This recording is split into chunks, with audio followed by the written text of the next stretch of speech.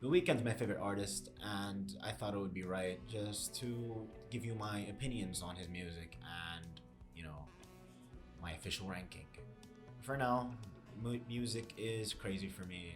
My opinions change all the time, but as of right now, this is my ranking. And at number 9, a very sad last place for the Weeknd, and that is Kissland. Now, I like this album, right? I love all of the Weeknd music. I don't think he's made a bad project yet, but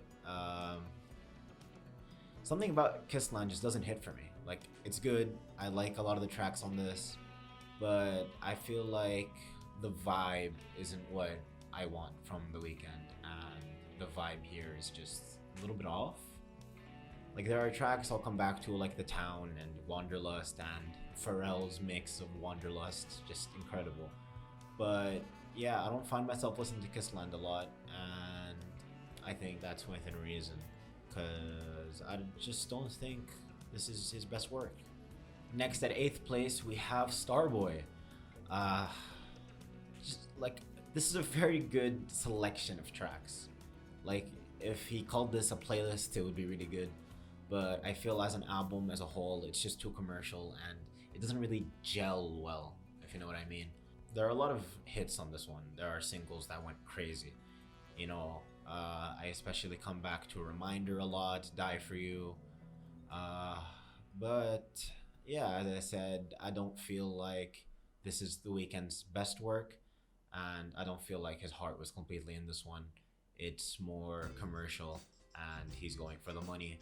And hey, power to you, bro. If you want to go for the money, go for the money.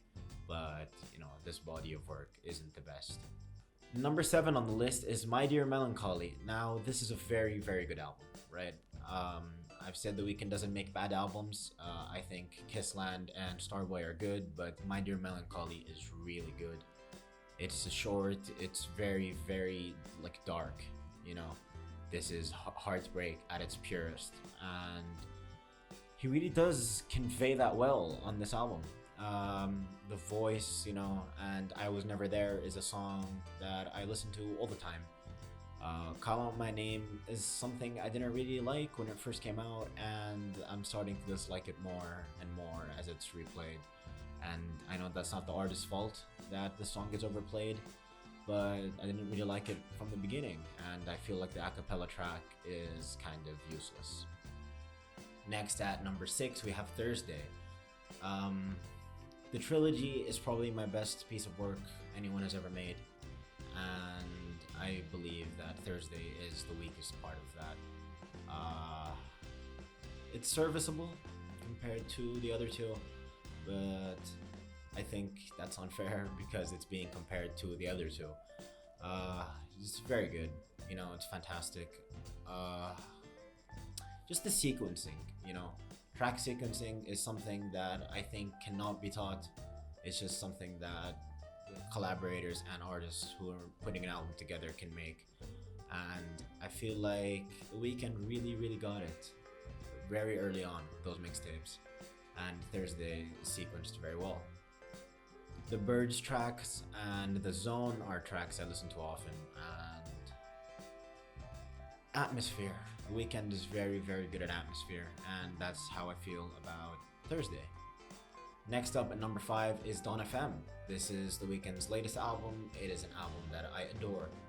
There are so many good tracks on this, and I'm really, really, really into that 80s nostalgia that he's going for here. It's just great, Tracks like Best Friends and How Do I Make You Love Me and Is There Someone Else, just Less Than Zero, Sacrifice. Oh my god, this album. It's just so good, and it's something I listen to all the time, and I've been listening to it since it first came out. However, I will say that this is the worst album cover you've made, Mr. Weeknd. It's just terrible. Sorry, I get that it's probably like the character from the After Hours album cover, but like aged up. But nah, it's just ugly. It's not something I want to put on my wall. Next at number 4, we have Beauty Behind the Madness. Now, this is the album that made The Weeknd the household name that he is today. Just propelled him into superstardom when he dropped Can't Feel My Face. That Michael Jackson-esque, revival that we got with this new age pop star, transitioning away from that old R&B into the new age pop, and he does it so well. This album is very personal to me. I remember being a kid and I had to like take my bike to go to French school, like French classes after school, and yeah, I just had this album on repeat from the minute it came out. I remember memorizing all the lyrics in like a week and going to middle school and singing it to my friends. Yeah, there are great memories attached to this album, and with tracks like Often and The Hills, and I already said Can't Feel My Face, just infinite replayability for me. And now we have our podium places, and taking the bronze medal, number 3, Echoes of Silence. See, when I was talking about sequencing, I feel like Echoes of Silence is sequenced fantastic. Like the tracks, just, it's so seamless. This track list is fantastic, especially for something made back in 2011. It's just, wow. The Weeknd really was on something else, and you feel every emotion and every, like, little nasty aspect of the life he was living in this album. I love when artists pour their heart out into their work, and this is an album where, well, a mixtape, where it's just so real. It's hard to beat Michael Jackson at his own game, but in my opinion, The Weeknd does, because the Dirty Diana cover is just that good, man. Like, I grew up on Michael Jackson, right? I grew up listening to Michael Jackson almost every day. You know, I got that from my dad. But The Weeknd, for me, really does kill it on Dirty Diana, and I think he is just that much better than Michael Jackson on this track. The ending of this mixtape, going from The Fall to Next to Echoes of Silence, is just incredible, and you really do understand the place that The Weeknd's coming from. Taking second place and that silver medal is After Hours. What can I say about this album?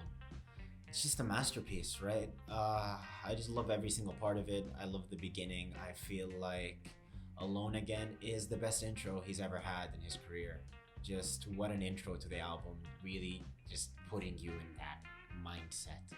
You know, you're about to listen to some 80s revival and you're gonna love it because The Weeknd is just that good. And the dark, moody atmosphere that comes with production on this, there's a drum and bass track on this, it's just incredible. Tracks like Too Late and Heartless and Escape from LA and Blinding Lights, you know, his biggest track ever. Isn't it like the biggest song like ever or something? It really is The Weeknd at his best. And it would have been first place, it would have been the gold medal if it wasn't for our first place, House of Balloons. Just unbelievable, just flawless. How can someone's first mixtape, you know, first thing he's released in the world, there is something for it that's unreleased, but you know, it's unreleased, so we can't talk about it. Yeah, House of Balloons, the first released Weeknd tape, and he hasn't topped it, and I don't think anyone that I'll listen to making R&B will top it. It's just beautiful in such a filthy, disgusting way. I love this album so much. I keep saying album, it's mixtape. I love this mixtape so much, and it's just wow. I mean, listen to this track list. High for This, What You Need, House of Balloons, Glass Table Girls, The Morning, Wicked Games, The Party and the After Party, Coming Down, Loft Music, and The Knowing. It's not fair. It's just not fair. He has all those tracks on one mixtape, and then when he added like the trilogy mix, he added 28, which is my favorite song of all time. It's just not fair. The fact that The Weeknd was able to do this in 2011 is really a testament to his creativity. And I think when you're that hungry and you're that ambitious, it's gonna come to you. And I'm so happy that the fame has come to him. He really does deserve it. So yeah, that was my list. The Weeknd is my favorite artist, like by far. I don't think anyone comes close. And I have my brother to thank for that. Back in like 2012, 2013, he was scrolling Tumblr and he came across this man's music, right? I remember listening to Wicked Games for the first time in his room, and I thought, wow.